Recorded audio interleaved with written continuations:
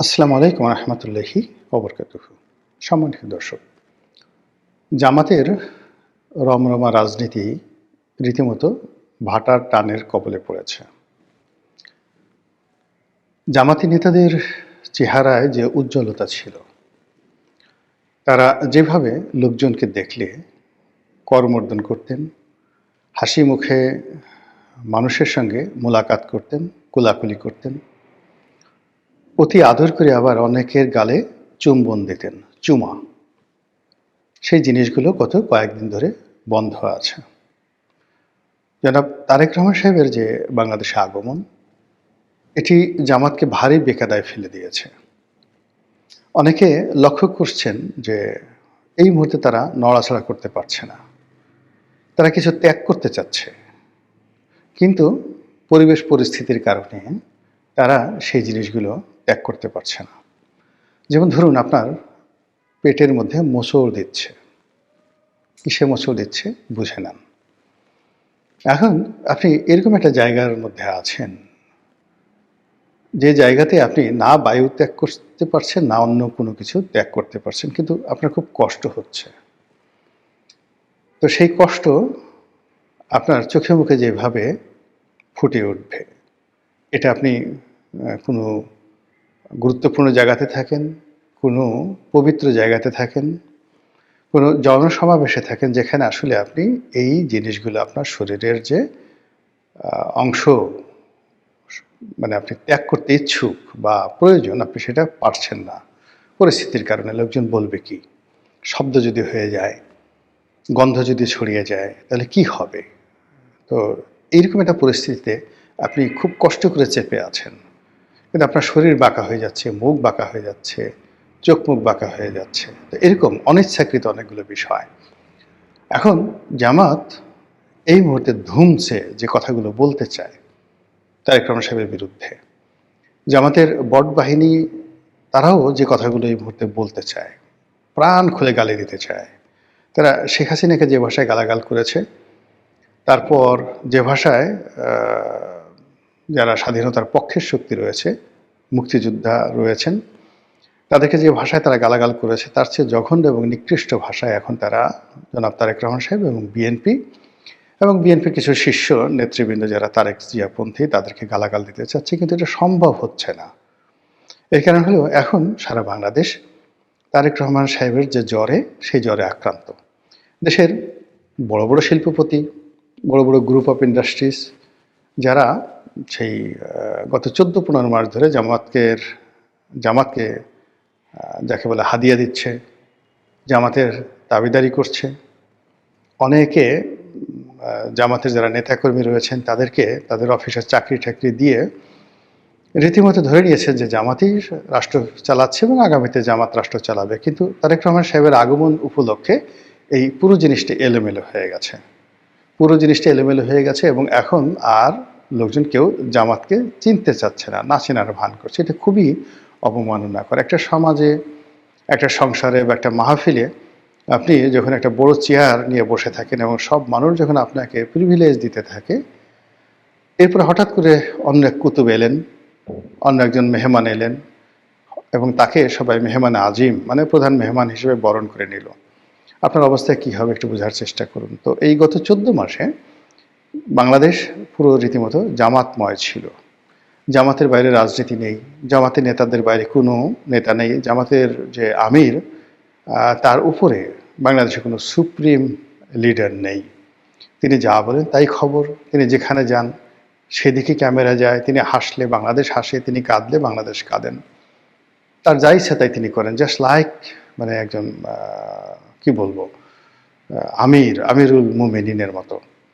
কিন্তু যেই মুহূর্তে 25 তারিখে, ডিসেম্বর মাসের 25 তারিখে তারেক রহমান সাহেব আসলেন, সারা দেশের মানুষ তারেক রহমান সাহেবকে নিয়ে, তার স্ত্রী, তার কন্যাকে নিয়ে, এমনকি তার বিড়ালটাকে নিয়ে মানুষের যে আগ্রহ, যেভাবে মানুষ তারেক রহমান সাহেব, তার পরিবার, তার মা, তার বিড়াল সব কিছু নিয়ে যে খুশিতে তারা যে টগবগ করছে, এটা সব মানুষ সহ্য করলো। জামাতের পক্ষে আসলে এই জিনিসটি সহ্য করা খুবই কঠিন একটা বিষয়। ফলে জামাতের কিন্তু মন খারাপ। আমি কয়েকজন নেতাকে দেখলাম, তারা যেভাবে কথা বলেন সচরাচর গত 14 মাসে, তাদের যে ধরনের ড্রেস কোড থাকে, তাদের চেহারায় যে ধরনের একটা দ্যুতি থাকে, প্রায় সবকিছুই ফ্যাকাশে বিবর্ণ হয়ে গেছে। তারা তারেক রহমান সাহেবকে স্বাগত জানাতে চাচ্ছে, কিন্তু সেই অন্তর থেকে স্বাগত জানানোটা হচ্ছে না। যে আমাদের আমির স্বয়ং একটি যাকে বলে ছোট্ট একটি স্ট্যাটাস দিয়েছেন, জনাব তারেক রহমান সাহেবকে সপরিবারে সুস্বাগতম জানিয়েছেন।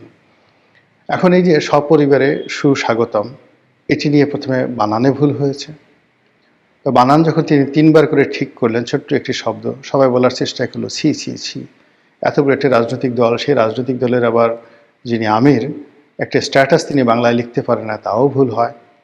পরে যখন তিনি সেই শব্দগত যে বানান ত্রুটি, সেই ত্রুটি দূর করলেন বটে, কিন্তু পরবর্তীতে দেখা গেল যে যে শব্দটি প্রয়োগ করা হয়েছে সেই শব্দটিও বাংলা ব্যাকরণ অনুযায়ী যথাযথ হয়নি, যেমন সপরিবারে।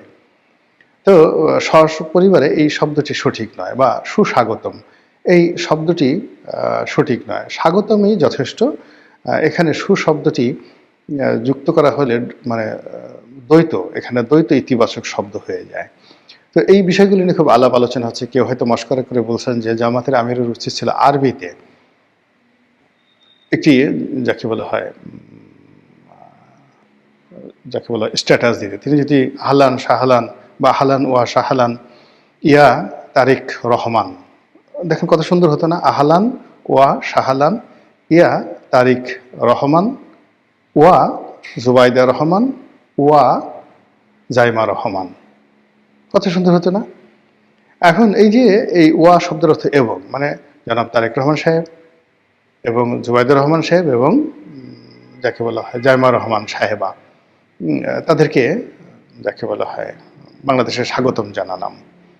এখানে হয়তো আপনারা বলতে পারেন যে তারেক রহমান সাহেবকে সাহেব বললেন, জুবাইদা রহমানকে সাহেব বললেন, আর জাইমা রহমানকে কেন সাহেবা বললেন? এটার অর্থ জামাত বলতে পারতো যে যেহেতু তারেক রহমান সাহেবের অবর্তমানে জুবাইদুর রহমানকে বাংলাদেশের ভবিষ্যৎ প্রধানমন্ত্রী মনে করা হয়, কাজেই এখানে জুবাইদুর রহমান ব্যক্তি, তাকে স্যার সম্বোধন করতে হবে, এবং তার যে উপাধি সেটাও হবে চেয়ারপারসন, নট চেয়ার ওম্যান। তো এই জন্য আসলে তাকে সাহেবের সদর এই হিসাবে আমরা আখ্যায়িত করেছি। আর দ্বিতীয়ত আরবিতে তারা যদি বলতেন, মনে হয় আমাদের দেশের লোক আরবিতে একটা গালি দিলেও মনে করে যে প্রশংসা করা হলো। তো সেই কাজটি তারা না করে বাংলাতে করার কারণে এই ধরনের ট্রল হচ্ছে।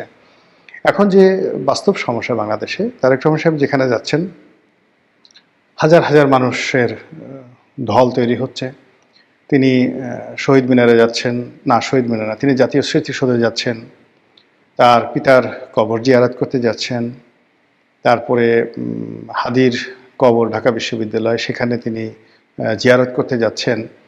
এই বিষয়গুলো যাই যাচ্ছেন, মিডিয়াগুলো এতটা অকৃতজ্ঞর মতো আচরণ করছে, যারা গত 14 মাস ধরে জামাতি হেফাজতে তারা মূলত বেঁচে আছে। অনেকগুলো মিডিয়া যেগুলো মূলত আওয়ামী লীগের কর্তৃত্ব ছিল। তো যদি জামাত না থাকতো, এদেরকে সেই যারা যাকে বলা হয় সমন্বয়ক, কিংবা যারা এই নতুন বিপ্লব, যেটাকে লাল বিপ্লব বলা হয়, তো সেই নতুন বিপ্লবের যারা অধিকর্তা, এমনকি যারা বিএনপির হর্তাকর্তা, তারা জামাত না হলে অনেক মিডিয়া হাউসকে তছনছ করে দিত। প্রথম আলো, ডেইলি স্টার কী হয়েছে, তার চেয়ে বেশি তছনছ করা হতো। তো যে জামাত তাদেরকে এই গত 14-15 মাস ধরে বাঁচিয়ে রেখেছে, এই মিডিয়াগুলো তাদের ভোল পাল্টাতে, চোখ পাল্টাতে একটা মিনিটের সময় নেয়নি। তারেক রহমান আসছে, খবর দিবেন বা সেটা প্রচার করলে হয়, কিন্তু সেটা কন্টিনিউয়াসলি লাইভ করতে হবে, দেখাতে হবে, সেটা নিয়ে সকাল বিকাল তিনি কি খাচ্ছেন, কোথায় যাচ্ছেন, বাসার গেটের সামনে কারা দাঁড়ানো, তার পিছনে কে, সামনে কে, এই জিনিসগুলো মিডিয়াতে যেভাবে আসছে, এটা জামাতের সহ্য হচ্ছে না। জামাত মূল ব্যাপার হলো যে আমাদের তো অনেক কিছু আছে, আমাদের সেই ইতিহাস আছে, সাহিত্য আছে, সংস্কৃতি আছে, ইমান আছে, একিন আছে, দাড়ি আছে, টুপি আছে, পাজামা আছে, আরও কত কিছু আছে। তো সেইগুলো নিয়ে তো তাদের কোনো মাথা ব্যথা নাই। আমরা তো বিড়াল পুষি, আমাদের অনেকের বাসায় বিড়াল আছে, কিন্তু আমাদের সেই বিড়াল নিয়ে কেন লোকজন আধিক্যতা দেখায় না? আমাদের অনেকের মেয়ে বিড়াল পুষে, ছেলে বিড়াল পুষে, তো সেগুলো নিয়ে কেন লোকজন খবরাখবর রাখে না? তা না রেখে তারেক রহমান সাহেবের মেয়ের বিড়াল সেটিকে নিয়ে কেন এই আধিক্ষেপটা করা হচ্ছে। তো এই পুরো বিষয়গুলো নিয়ে জামাতের মন খারাপ হবে, ঈর্ষা হবে, এটা স্বাভাবিক। এগুলো গেল ট্রলের কথা। এবার সিরিয়াসলি কিছু কথা বলি। সেটা হলো জামাত গত কয়েক মাস যাবৎ যে রাজনীতির হিসাব করে এগুচ্ছে, সেখানে তাদের যে সকল প্রোডাক্ট বাই প্রোডাক্ট, তাদের প্রকাশ্য সংগঠন, গুপ্ত সংগঠন, তাদের প্রক্সি সংগঠন, সব মিলিয়ে প্রায় ১.৫ ডজন মানে ১৮টি মতো সংগঠন গোপন এবং প্রকাশ্যে গত ১৪-১৫ মাস ধরে বাংলার মানুষকে কনফিউজড করে রেখেছে। তারা নিজেরা কখনো দ্বন্দ্ব করে, সংঘাত করে, তারা কখনো বিএনপির পেছনে লাগে, কখনো আওয়ামী লীগের পেছনে লাগে, কখনো ডক্টর ইউনূসের পেছনে লাগে, কখনো এমনকি জামাতের পেছনে লাগে। কিন্তু আসলে এই গ্রুপগুলো সবই হলো প্রক্সি গ্রুপ। তো এই প্রক্সি গ্রুপ নিয়ে জামাত যেটা চিন্তা করেছিল যে আরও কিছুদিন সময় পেলে অনায়াসে তারা নির্বাচনটাকে পিছিয়ে দিতে পারবে। তারেক রহমান সাহেবের অবর্তমানে যেভাবে বিএনপিকে স্কুইজ করা যায়, মুচড়ানো যায়, দমড়ানো যায় এবং বিএনপির লোকদেরকে যেভাবে ভয় দেখানো যায় এবং যেভাবে বিএনপির নেতাকর্মীদেরকে অপমান করা যায় এবং বিএনপির মির্জা ফখরুল সাহেব, সালাউদ্দিন সাহেবের মতো মানুষ যেভাবে জামাতের নেতাকর্মী দ্বারা বিভিন্ন জায়গাতে অপমানিত হয়েছেন, ধর ভুয়া ভুয়া বলে যেভাবে শব্দ তোলা হয়েছে এবং বেশ কয়েকটি জায়গাতে তো মির্জা আব্বাস, সালাউদ্দিন সাহেব রীতিমতো শারীরিকভাবে লাঞ্ছিত হওয়ার মতো অবস্থায় পৌঁছে গিয়েছিলেন জামাত শিবিরের লোকজনের হাতে। তো এই দৃশ্য আমরা দেখেছি। অন্যদিকে ডক্টর মোহাম্মদ ইউনূসের যে অফিস, সেই অফিসে গিয়েও জামাতের লোকজন যেভাবে তারা তোয়াজ তদবির পেয়েছেন, ঠিক উল্টো হয়েছে বিএনপির ক্ষেত্রে। বিএনপির যারা নেতৃবৃন্দ গিয়েছেন তাদেরকে গলায় মালা পরে তারপর শেষে প্রোটোকল মেনটেন করে যেতে হয়েছে। অনেক ক্ষেত্রে তাদেরকে বসিয়ে রাখা হয়েছে, অনেক ক্ষেত্রে তারা যখন সাক্ষাৎ করতে চেয়েছে তখন তাদেরকে সাক্ষাৎ করতে দেওয়া হয় না, ইত্যাদি নানা রকম সমস্যার কারণে জামাত সবসময় নিজেদের মধ্যে একটা যাকে বলা আত্মতৃপ্তি কাজ করতো যে আমরা সরকার পরিচালনা করছি এবং আমরা বিএনপির লোকদেরকে যখন ইচ্ছা তখন বলছি চলে যাও, তারা চলে যাচ্ছে, আবার যখন ইচ্ছা তখন ডাকছি, আমরা ইচ্ছা মতো বিএনপির নেতাদের সঙ্গে দেখা করতে পারছি, তাদেরকে ডাকতে পারছি, আবার প্রয়োজন অনুযায়ী তাদেরকে দূরে সরিয়ে তাদের বিরুদ্ধে নানা রকম কথাবার্তা বলতে পারছি। হয়রাজ বিএনপির যারা লোকজন আছে তারা আমাদের বিরুদ্ধে কথা বলতে সাহস পাচ্ছেন না। এই যে একটা ন্যারেটিভ তৈরি হয়েছিল, সেই ন্যারেটিভটা রীতিমতো মুখ থুবড়ে পড়েছে জনাব তারেক রহমান সাহেবের বাংলাদেশে আসার পর। এখন নির্বাচনের মাঠে জামাত একাকী হয়ে গেছে। তারা যে সমস্ত লোকজনকে রেখেছিল একদম শতভাগ যে তাদের সাথে থাকবে, হেফাজত থাকবে, চরমোনাই থাকবে, তারপর নুরুল হক নুরুর গণ অধিকার পরিষদ থাকবে, আরও অনেক ছোট ছোট রাজনৈতিক দলের সঙ্গে তাদের কথাবার্তা হয়েছিল। তো সেক্ষেত্রে দেখা গেল যে এই মুহূর্তে একমাত্র এবি পার্টি আর যাকে বলা হয় এনসিপি, এই দুটো রাজনৈতিক দল ছাড়া সবার সঙ্গে জামাতের টানাপোড়েন এবং প্রায় বেশিরভাগ লোক জামাত ছেড়ে তারা বিএনপিতে চলে গেছে, গণ অধিকার পরিষদ চলে গেছে। এর মধ্যে নুরুল হক নুরু স্বতন্ত্র নির্বাচন মানে তার দলের পক্ষ হয়ে করবে না বিএনপিতে যোগদান করে পার্টি বিলুপ্ত করবে, এখনও পর্যন্ত সিদ্ধান্ত নেওয়া হয়নি। কিন্তু ইতিমধ্যে তার যে সাধারণ সম্পাদক কিন্তু সেই তিনি গণ অধিকার পরিষদ থেকে পদত্যাগের ঘোষণা দিয়ে বিএনপিতে যোগদানের সিদ্ধান্ত নিয়েছেন। আর এই খবর শোনার আগেই নুরুল হক নুরু তার সাধারণ সম্পাদককে তিনি যাকে বলা হয় তিনি সেই বহিষ্কার করেছেন।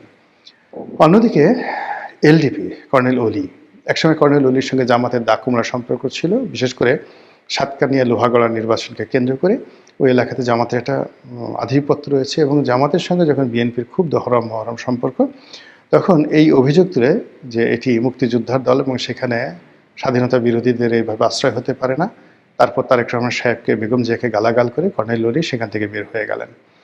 তো এর মধ্যে তিনি বেশ কয়েকবার আবার বিএনপির সাথে হৃদ্যতা করার চেষ্টা করেছেন, বিএনপিও তাকে কাছে ডেকে নিয়েছে প্রয়োজনে, কিন্তু এইবার যাকে বলা হয় বিএনপি আর তাকে কাছে নেয়নি। কারণ একটাই যে জামাতের সঙ্গে তার আবার দহরম মহরম সম্পর্ক শুরু হয়েছে, যেটি আগে ছিল দাকুমরা, আর এখন যাকে বলা হয় তিনি জামাতের রাইট হ্যান্ড অথবা জামাত তার রাইট হ্যান্ড, তিনি জামাতের ভাষায় কথা বলছেন। যার কারণে কি হলো, এলডিপিকে 3 দফায় ভাঙা হলো বিএনপির কর্তৃত্বে। প্রথমে একবার ভাঙা হয়েছিল, তারপরে আবার ভাঙা হলো, সাদত হোসেন সেলিমকে দিয়ে আলাদা এলডিপি করা হলো। আর এইবার নির্বাচনকে কেন্দ্র করে দেখা গেল যে এলডিপির যিনি সাধারণ সম্পাদক রেদওয়ান আহমেদ, তো সাবেক এমপি মন্ত্রী, তাকে বিএনপিতে নিয়ে নেওয়া হলো এবং নমিনেশন দিয়ে দেওয়া হলো। ফলে কর্নেল ওলি একা, সম্পূর্ণ একা।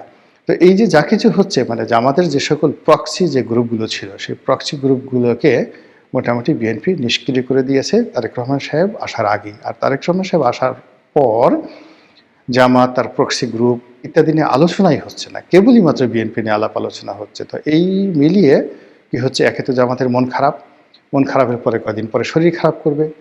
আর শরীর খারাপ করলে তারা নির্বাচন কিভাবে করবেন আমি বলতে পারি না, তবে তাদের যে রাজনীতির হিসাবগুলো ছিল সব হিসাব ইতিমধ্যে ওলটপালট হয়ে গেছে। নতুন করে তাদেরকে হিসাব করতে হবে আবার, এবং শুরু করতে হবে নতুন করে।